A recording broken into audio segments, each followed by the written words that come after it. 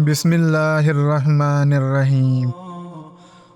اچھی بات پڑھ کر یا سن کر عمل کرنے کی کوشش کیا کرے۔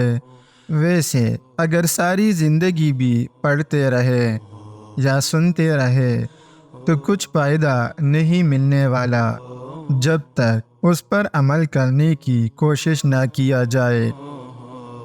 آئیے آج ہم سب اپنی اپنی زندگی بدلنے کا عہد کریں، نیک اعمال کرنے کی کوشش کریں۔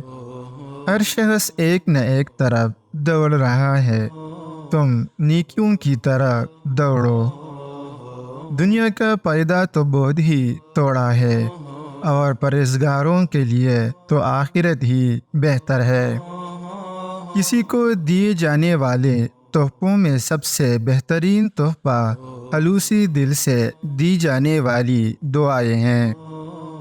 انسان کی ذات کو کسی کی دعاؤں سے جوڑ دینا رب کا بندے پر بہت بڑا انعام ہے، اور مجھے بھی دعاؤں کی ضرورت ہے۔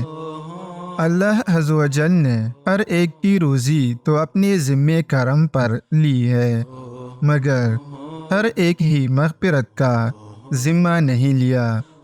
وہ مسلمان کس قدر نادان ہے جو پراہ رزق کے لیے مارا مارا پھرے، مگر مغفرت کی کوئی فکر نہ ہو۔ کب بولنا ہے، کیا بولنا ہے، کتنا بولنا ہے اور کس کے سامنے بولنا ہے۔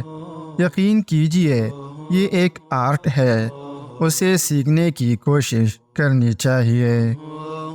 نصیحت وہ سچی بات ہے جسے ہم کبھی غور سے نہیں سنتے، اور غیبت وہ بدترین دھوکہ ہے جسے ہم پوری توجہ سے سنتے ہیں۔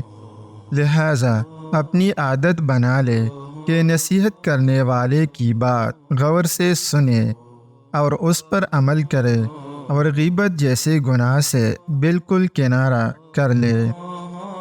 ہر باپ چاہتا ہے کہ اس کی طلاق یافتہ بیٹی کی شادی ہو جائے، مگر کوئی باپ یہ نہیں چاہتا کہ اس کا بیٹا طلاق یافتہ لڑکی سے شادی کرے۔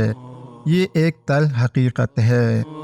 اگر آپ غریب ہیں مگر صحت مند ہیں تو شکوے کی بجائے شکر کے سجدے بجا لائیں، کیونکہ بیمار ہونا غریب ہونے سے کہیں زیادہ مشکل ہوتا ہے۔ اگر کوئی چیز آپ کے ہاتھ میں سے نکل گئی ہے تو اسے اپنے دماغ سے بھی نکال دیجیے۔